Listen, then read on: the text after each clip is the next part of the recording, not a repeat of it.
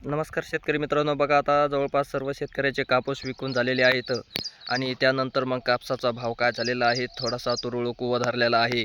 आणि जवळपास यावर्षी काय झालेलं आहे, अतिवृष्टी परिस्थितीने शेतकऱ्यांचं बऱ्यापैकी काय झालेलं आहे, नुकसान झालेलं आहे आणि कापसाच्या उत्पन्नामध्येही थोडीशी घट झालेली असल्याकारणानं कापसाचं उत्पादन कमी झालेलं आहे. आणि त्यामध्ये शासनाचा हमीभाव, त्यानंतर खाजगी बाजारामध्ये कापूस खरेदी विक्री, त्यानंतर मग शेतकऱ्यांना जो अपेक्षित भाव आहे तोही यावर्षी काय झालेला आहे, भेटलेला नाही.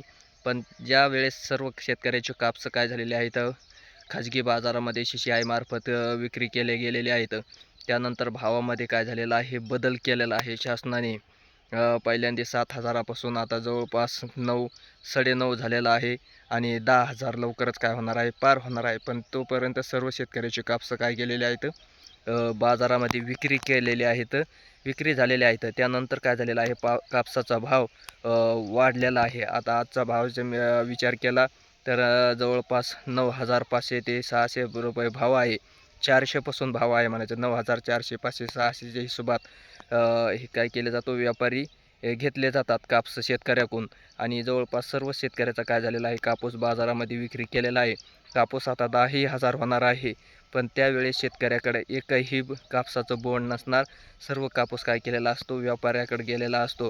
त्यानंतर मग काय जे केला जातो, भावामध्ये थोडीशी तेजी झालेली आपल्याला काय होते, जाणवते. भाव म्हणजे वाढतो फिक्स. ज्या टायमाला शेतकऱ्याकडे सर्व कापसं संपतील त्या टायमाला काय होत असतो, भावामध्ये खूप मोठा बदल होत असतो. फरक आपल्याला जाणून येत असतो, दिसत असतो.